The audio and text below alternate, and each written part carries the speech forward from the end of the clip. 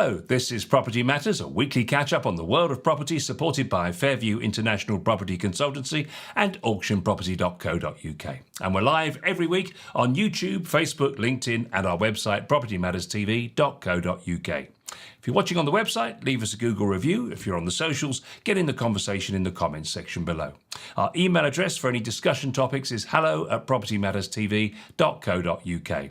There's a podcast version of the show every Monday at 10 a.m, available wherever you get your podcasts from if you'd like to listen to us on the news. So let's take a look at this week's property news with our property expert, Joe Joshi. Hi, Joe. Hello, Paul. Hello, everybody. Welcome to another Property Matters. And because it's the change of the month, we've got, of course, the latest housing activity from the Zoopla report. And here is the UK House Price Index report for August 2024.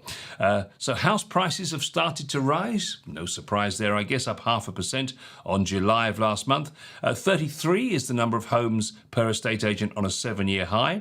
And 2.6 times is how much longer to sell a home if price is cut by 5% or more.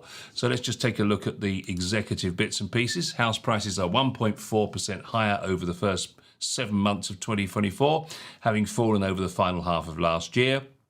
All measures of activity are up year on year. The long-awaited base rate cut has not had a major impact on the market so far. Price inflation has improved across all areas, remaining slightly negative in the south, but London is at last positive by 0.2%. 1 in 5 homes has had their asking price cut by 5% or more, and above average levels showing continued price sensitivity amongst buyers. It takes 28 days to sell a home with no asking price reduction, but 73 days if you overprice and then need to reduce by 5% or more. House prices on track to be 2.5% higher over 2024 with 1.1 million sales. Not a lot of surprises there, but some interesting detail. What's your overall impression, Joe? Well, I think generally the executive summary is just sort of pointing out the status of the market as it is currently. It's not set on fire. I mean, yes, there was shortage of stock. People were always holding back. People are now beginning to sort of say, okay, well, now we need to start moving, especially with some fixed rates coming to an end. They need to sort of rethink their strategy about whether they're going to sell or relocate. So that makes a little bit of difference in having the new stock or the rise in stock. In terms of increase, well, we know we had a good increase during the pandemic. There was a small reversal because of the number of interest rate rises, 14 over the last year, sort of 22, 23. And that's, just sort of compounded. So most of what they're saying is pretty much in line with what is going on in the marketplace at the moment. It'll be good to see what the last quarter starts to show and whether that then follows through into 25. But I think at the moment, we're pretty much on track. They say the buyer demand for homes is 1/5 higher than this time last year, and new sales agreed are almost 1/4 higher, building on the increased momentum in sales from earlier in the year, as mortgage rates, of course, have fallen to around 4.5% for a 5-year fix at 75 LTV. Sellers continue to bring homes on the market at an above average rate, but many sellers are also buyers, which explains the sales agreed continue to increase. So pricing is something that's coming up a lot at the moment. It's a tricky one to pitch, isn't it? Yes, it is. And pricing is always a challenge. I mean, look, there is no right or wrong way to address the pricing issues as agents and people will look at. And I'm sure we'll cover that subject in another situation. But for the main thing is that it is hard to try and sort of pinpoint. It is about some comparable evidence that comes in, and more than anything else, it's the old story of supply and demand. The adage of whether they are it's a buyer's market or a seller's market. And at the moment, it is a buyer's market. The opportunities are there. The stock is high enough in terms of availability. So the choice is better.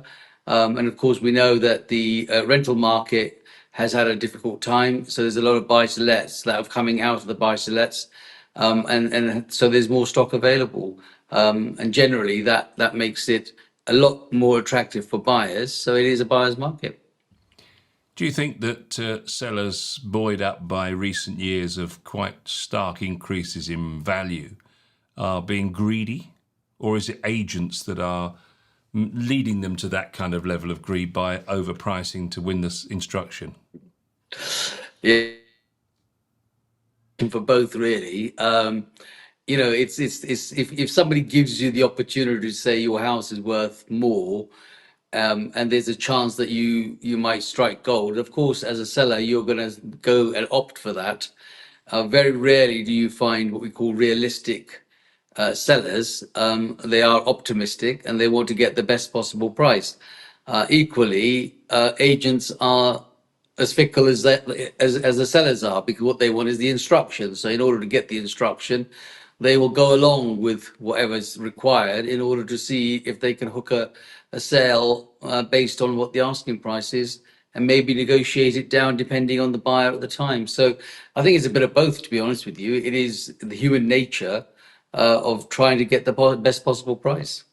It's quite impressive that demand has risen by 20% year on year, but of course, that actually isn't quite the story, because obviously demand fell so dramatically with all those 14 interest rate rises last year. So we were going down a rabbit hole at this time last year. So 20% higher than last year isn't really a great achievement, is it? Not really. Like I said, it's the version is pretty realistic in the sense that where the numbers are, but it's not realistic in true activity, because we know that it put a stop. Well, there's a number of things that put a stop on the marketplace, in my opinion, and one of them was obviously the consistent rise of the interest rate with the Bank of England. So people did want to sort of stop and think, at what point will that going to happen? And of course, the other things are things like world crisis, wars and elections, and our own government's elections were also part of that. And all of those things were looming. Lots of changes of leaderships, for example, or suggesting. So all of those things, people, when you're a buyer of property, and it's probably one of the major spends you do in your life, you do take stock of what the market's doing and whether now's the right time or whether it's the right price or can I get a better deal. So I think it's a combination, but stats don't always give you the truer picture, because stats are based on a smaller percentage as opposed to a general overall feeling. So numbers of sales are up, and of course stock is up, which means there's more competition. And I guess really those that are going to sell within those sort of 28 days are going to have the right price. They're going to have to present the house properly in the first place, and presumably just have it fit to move in. Yes, again, it depends on the type of buyers that are available, Paul. I mean, buyers, some want a finished product, others want the doer-uppers and things that need doing, putting their own mark on it. Not necessarily always price driven. It's also a personal drive, that I want a house that I want to sort of be able to go in there and put my own mark on it, as opposed to going to, a brand new house. There's always going to be an element of people that will buy brand new, but there's a larger element of people that would like to put their own mark on it. And sometimes they buy brand new and still go in there and redo it because it's not exactly the taste or the feeling or the mood that they have. They say in the report that over the last decade, house price falls have only occurred during 3 quarters. They were quarter 4 22 and again in H2 2023, in response to highest mortgage rates. 2024 has seen a return to low rates of house price inflation, albeit slowing in the last 3 months to July 2024. Overall price trend is upwards, but some localised falls, and there is a geography in this, but it just goes to show, isn't it, in the last 10 years, only 3 quarters have actually had a price fall. So still the old bricks and mortar delivering. Every single time, we know that, and it's actually quite sobering to see that it's only 3 times, and those 3 times are reflected in the actions of what's happening in within the country, and the things that we talk about. But other than that, I mean, activity in buying or wishing to buy a home is very strong still, and the desire is very high. We talk about the regional variations a lot, Joe, and we keep hearing about areas like Wales and Northern Ireland and the northeast and so on, all getting good gains. We're talking about the eastern region being up 5%. Northern Ireland being up 5% at the moment. The eastern region being up 1%. And we're constantly hearing about falls in London. And even now, at the moment, you've got Dartford down 1.3%, Enfield down 1.1%, Harrogate down -1 in those areas. But you still seem to see lots of value in the northeast and in Wales compared to London. You always think that, oh, well, it's gradually the whole thing's evening up a bit, but it never seems to quite get there. There's still plenty of good value elsewhere if you want to look further afield. Yeah, I think to a large extent that will never happen. In all the years I've been in the business, it's a catch-up game. We wish and hope and dream that one day the leveling up. I mean, our man at the leveling up tried to level up for the last 5 years, Gove, and still couldn't get his level up into the right direction. So it's just not going to happen. The reason why there's activity probably to a certain point at this moment in time is that. People's mortgages are coming to an end. So 25 years ago, people took a interest-only mortgage, and it may be that they've gained some capital value, but actually when they pay off the mortgage now, they probably don't have as much, and that then takes them to the other parts of the country where they think, well, actually, you know what, it's easy for me to go to the northeast Wales, et cetera, and find myself a property that I've actually completely paid for my retiring and sort of ending days, I suppose, to the other side. You pass it where you can't get another mortgage, or you can't get the support or the income that is going to give you that. People start to think, well, okay, I'll move for. So those are then is a lot of value for money, isn't it? You get a lot of house in the north, probably more than you have perhaps even in London, and that's why London is doing what it does, and the north side does what it does. Because I think at the moment there's a huge vacuum of sales that are going to happen based on just settling their mortgages. There's 25 years to, it's there, it's here, isn't it? When you sometimes you see your children grow and you think, my God, here we are 20 odd years later and we're done. It's 25 years, it's done. And then you have to sort of rethink about the whole strategy. And I think there's a lot of people out there that are at that stage that then shift into areas where they get better value for money. Let's go back to that pricing issue, which is so important at the moment. So they say here 1 in 5 homes has had the asking price cut by more than 5%. Do you think, firstly, that that's the agent being over greedy to win the business, or the person selling, the seller, being a little bit greedy? I think to as I said earlier on, I think it's both. The agent wants the business, so he or she will price high to get what they can. The seller wants as much as they can, so they'll go with the person that's going to pitch it high. 5% in the grand scheme is actually not a lot, and especially if it's been priced too high, 5% is probably not even scraping the barrel. Though it looks good in the statistics. This is why I'm saying the statistics and the reality are very different. So if you took 5% of 100,000, it's 5 grand. It's not going to make a huge difference for somebody's drop. But if you start talking about 10, 15, 20% discount, then that is a significant amount of discount, and that would be very attractive. Now, agents and sellers will obviously put their house on the market for the best possible price. If they're not in a hurry, for example, and their time scale isn't about moving in 28 days, then they'll take their time and wait until such things happen. But if it's priced correctly, I always say if it's priced correctly, you would have a sale on that property within the first maximum 5, possibly 10 days. Yeah, interesting. I've heard that before. And what about this point here? It says it takes 28 days to sell a home with no asking price reduction, but then 73 days if you overprice and then need to reduce by 5%. Why do you think it's such a huge difference in the time? We just stated that if something is priced correctly, within the first 5 to 10 days, a sale would happen. So the 28 days can apply in that situation. And if it's much longer, it's because they overpriced it and now are going to have to wait. I've always said that if it's priced right, you would get, and buyers are equally clever. You remember data is now available to everybody, everywhere and anywhere. So buyers keep an eye out and they know that something is priced keenly in order to be shifted. Now, there might be a reason for it be priced keenly, but if it's priced at the right level, it's going to attract the number of people that are looking at it. This is why the process in auction always works the best, because that concept, that whole method of sale by auction, is based on the guide, and the guide is always set to generate the maximum interest. It actually comes to about the same sort of level. It's just time wise. The chances are at an auction, if the price is guided at a level that generates enough interest, we only ever need one buyer.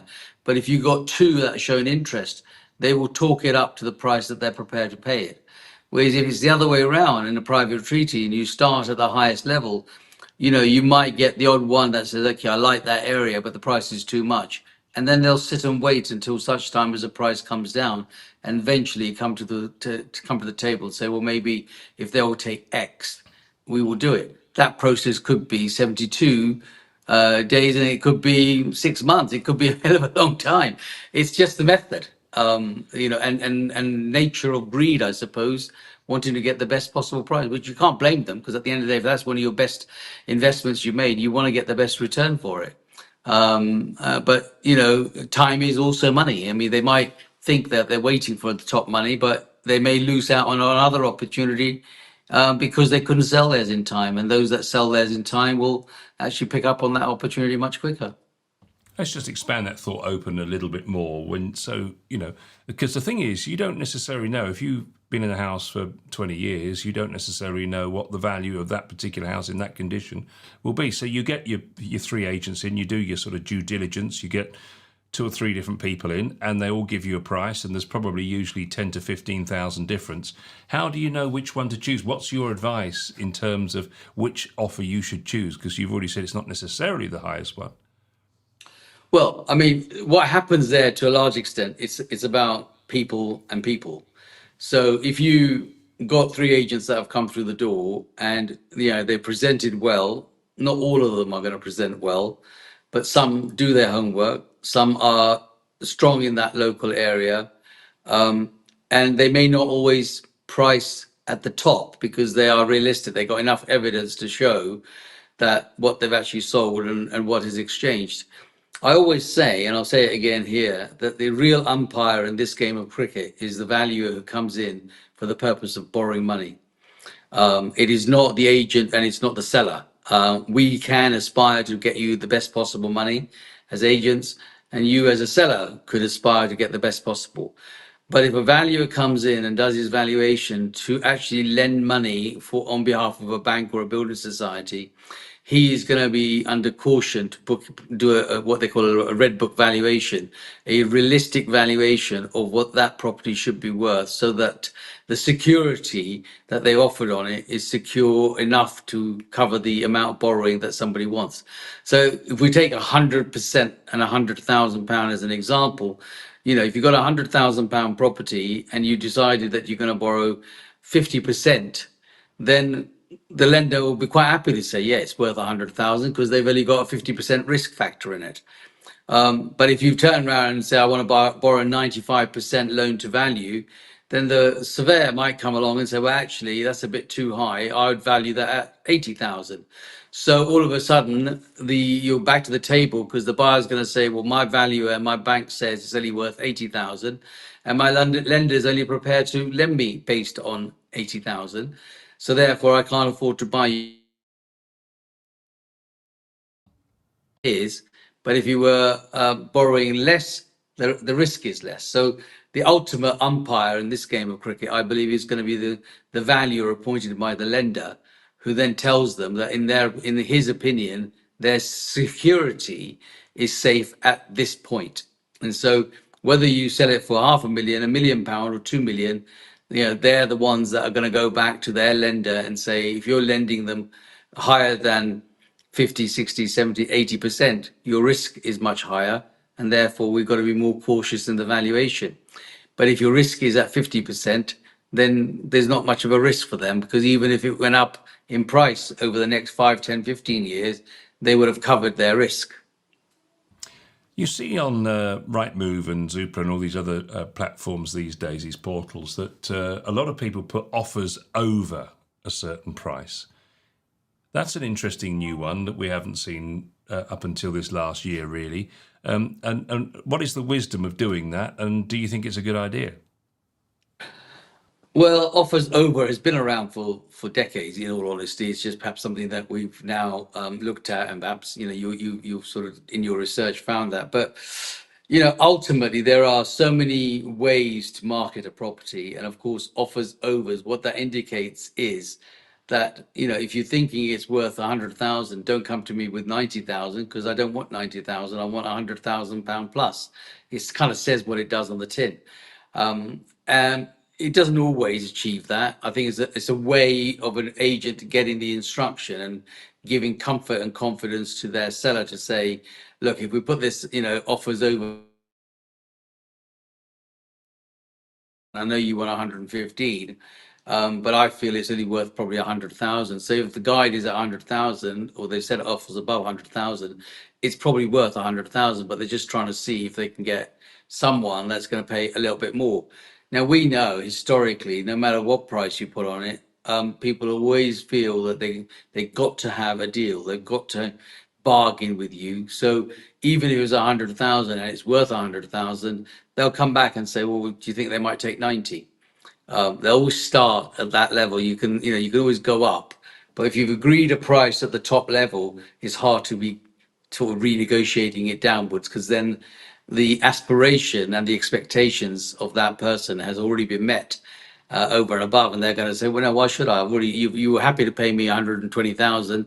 Why would I want to sell it to you for 90? So these are all marketing strategies that the people tend to look at.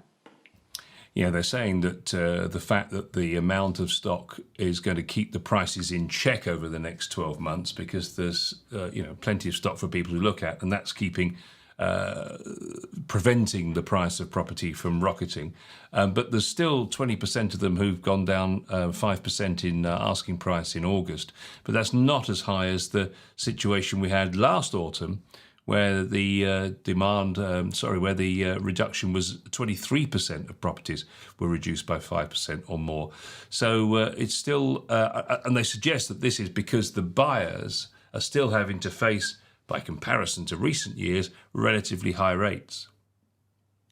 Yes, and the buyers are having the base rate now at 5%, 5.25% until about a week or so ago, hasn't really made a significance in the marketplace. It's not come home, because I think when they dropped that, they dropped it at the wrong time of the year. It was more, look, we're a new government, we're coming in and we're going to make things happen for you. And I think the call was at the wrong time. Having said that, the first time buyers is the strongest market you need to have. The first time buyers are the buyers that actually kickstart the run of the ladder for where everybody's going to move up the chain. And those people, as first time buyers, are offered fairly good fixed rates at this moment in time. So, that's why there's probably activity, but not activity that is resulting in a close of a sale. And therefore that will, but I think in the last quarter, all again, they've shot themselves in the foot now already, because the media is talking about the budget at the end of October, which probably means tax rises, which means they'll think about whether they're going to actually get involved in the property market at that time, even though one side, they say, here you are, you got an interest rate reduction. On the other side, they're going to increase the tax. So, it'll balance it out. But I think the activity may be a little bit better in the last quarter. They're saying that quite a lot of that 5%, those 1 in 5s, the 20% reductions in property, have come with 1 and 2 bedroom flats. Any thoughts about that? Rather than homes, obviously, or houses. Yes, I mean, the thing with flats is the market in the buy-to-let market has dropped, and it really has had a problem, because all the taxations that were there and the advantages are not there. So a lot of what we call hobby landlords, or accidental landlords who were in the market for a number of reasons, have decided that they want to sort of dump the flats and come out of it. The other things are that lots of charges, lots of other problems that they've had with flats, leases, etc., cause a huge amount of issue as opposed to a property that's freehold. So that then generates more instructions. I mean, so there's plenty of flats for sale, but there are also plenty of flats brand new built for sale too. And that competition is very, very strong. So the second-hand ones do struggle if you're almost getting a brand new flat for the same money, but with all the bells and whistles on it, for example. You know, it's a bit like going to I suppose, a motor car showroom, and you can go and buy a brand new car with everything on it, or you can buy a second hand, but some miles on it. It might be the one that you're looking for, but you know, it may not have everything on it. Whereas this one could come with the, you know, all the bells and whistles. So it's just about what appeals to the buyer at the time. They say in their outlook, and in closing on the report, they say that the housing market is more balanced than it's ever been at any time in the last 5 years. What with the lower mortgage rates and an improving economic outlook, and that's brought more sellers and buyers into the market, which is supporting sales volumes and obviously helping business plans for builders, estate agents, and lenders. Are we in for a good year? Are you optimistic? Do you think the industry as such is optimistic? No, not really. I think there's been so much rocky road along the way that, you know, if you have some sort of level playing field for the last quarter of this year, then you would have done good. Um, the main thing is that there is enough stock. The rate is comfortable, I suppose. It's kind of where I always thought it would settle. But there are many other reasons now that do not give that strong ability for the buy. And some of that is to do with the works people are doing. So there was a time when, you know, industry was given in a certain area. It might be in a factory, you might be in a manufacturing area. That meant that you had a longevity in the job. Those jobs and those job types have all now changed. And that means that people are also moving around the country, perhaps getting better value, and therefore not always giving the stats that we like in, you know, for example, in the southeast and London. It's not as strong as it perhaps used to be in historically 20 years ago. The market was, you know, absolutely going crazy, but all the world crises, all the world issues that happen do reflect what happens actually on the front line. And the front line is that it's steady as you go, but it's not going mad. And finally, another 0.25% rumoured in November. I know you're not a believer in this, but another 0.25% might actually put some coals under the fire. As you rightly say, I'm not a believer in that. I think that 5.25. I've always felt five was the figure. 5% was going to be the figure that it was always going to be at. And I think that's probably where it is. And the fact that they've turned around and said now that there is, you know, a slight increase in inflation, that is not going to help the situation. They will definitely relook at that. And I think that the, you know, budget will make some interesting changes. So I'd say watch this space. But yeah, I'm not. I don't think there'll be another cut this year. We shall see as time progresses, and we'll find out more, of course, on Another Property Matters very soon.